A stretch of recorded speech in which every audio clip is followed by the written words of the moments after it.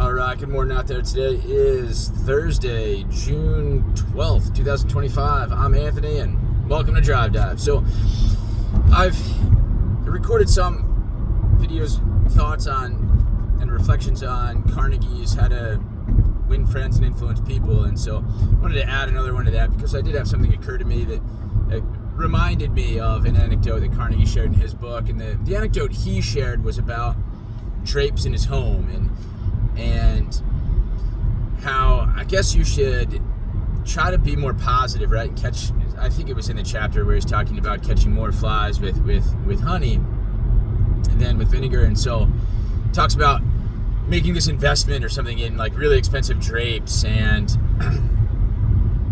one time maybe somebody coming over and expressing how either they didn't like them or how they would never spend so much money on drapes and this and that, just overall very negative. And him left feeling like, oh man, like maybe I shouldn't have spent this much, or maybe they're not this, or maybe they're not that, right? And being left in a very, very negative sort of state. But then sharing where another person coming over and commenting like, oh, how much I love these drapes and I wish I could afford, and so on and so forth.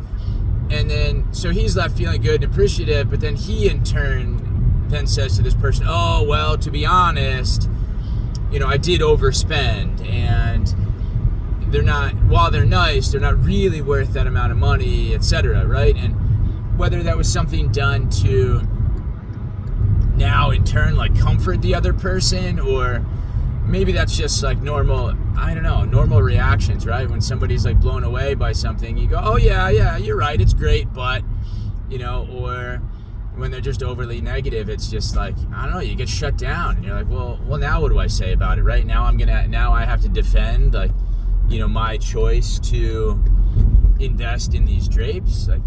What's that about, and why are you putting me in that position, right?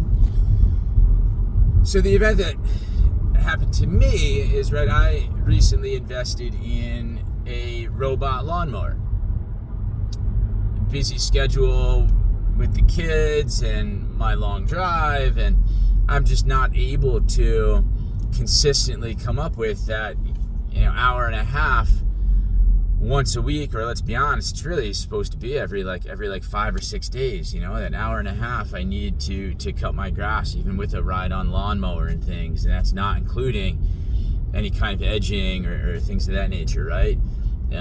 All the other landscaping needs, right, and pulling weeds, etc., right? If you're into that and you're a homeowner and you're taking care of that stuff, I don't need to go into the boring details, but so to focus on the robot lawnmower, I picked one of those up. And it's not perfect, right? It's not perfect. It's great. It's definitely saved me a lot of time. It's, like I said, June 12th, and I think I've cut my grass maybe once, maybe twice. But it's obviously very, very little. Compared to life without the robot lawnmower, where I would have cut it at least a dozen times by now, if not more. But I had someone come over, I won't say who, and just out of the blue, this is, striking up a conversation with me.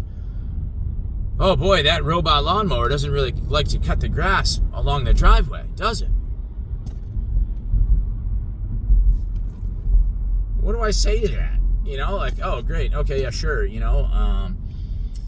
And so that's exactly the first scenario Carnegie mentions, where now I'm in this sort of position of well, yeah, but and then I have to, and I didn't, of course, right? I just don't feel like this conversation is worth it. I mean, this individual makes comments like this frequently, where I just disengage, to be honest.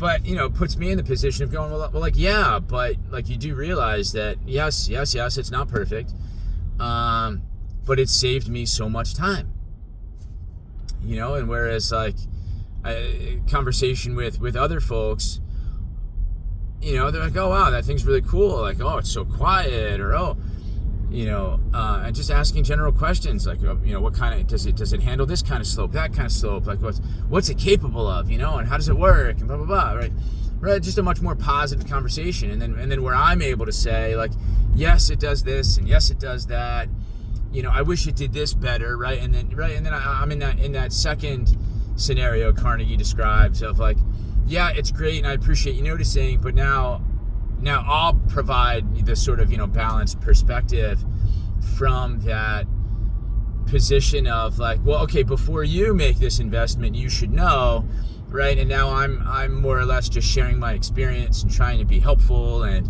it's just a much more positive and pleasant conversation. But when it's a negative comment of, oh, I couldn't help but notice that, it doesn't cut the grass along that driveway, then I'm like, do I defend and explain, or do I just disengage? And either way, it doesn't put me in a good spot. It doesn't put people in a good spot. Like, so, I don't know, do some reflection, and there's lots to go on there. Are you the type of person who makes those negative remarks? And it might not be your intention to put people in such a position, but intention or not, that's what it does. And so, if you do find that you are that type of voice, you stop, right? Try to find a way to say something positive. And I think that I say this to my students, and, I reflect on my own life and decisions and things. And, if you do have people like that in your life, I mean, you have some options, right? I mean, you could confront these people. Like, I choose not to. I choose to disengage for better or worse. At a certain point, there are people you can cut out of your life and just not spend time with them. Don't invite them over if they're going to always be that type of person. But every now and then, it's somebody that you can't quite just cut out of your life. And so, it becomes just something that you have to manage. So it's an interesting one, but I think, it reminded me of Carnegie's book, and I know that, some folks appreciate that sort of timeless piece of literature and reflections on it. So I thought I would share that this morning, that personal moment for me, but then of course, how it relates to, Carnegie's book, How to Win Friends and Influence People. So with that, comment down below any similar moments or things happen to you, any types of adjustments you've made to some of the comments you've made on other people's investments and choices and things. Are you that voice of positivity, or maybe perhaps the negativity? And how do you respond to those things, right? Like, share, subscribe, hit that notification bell, and thanks for watching. We'll see you tomorrow morning for Friday. I'll kind of give you a rundown of, I don't know, what I anticipate my Friday night looking like.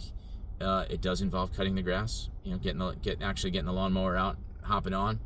Maybe that's because of what somebody said about the capabilities or the job that my robot's been doing, and now I feel compelled to do it myself. Let's be honest, it's overdue. But anyway, and I'll try to share a short too, if you're curious about the robot lawnmower, about some of the tufts of grass that it does leave, in case, like I said, in case you're curious. But that's it. Happy Thursday. See you tomorrow. Take it easy.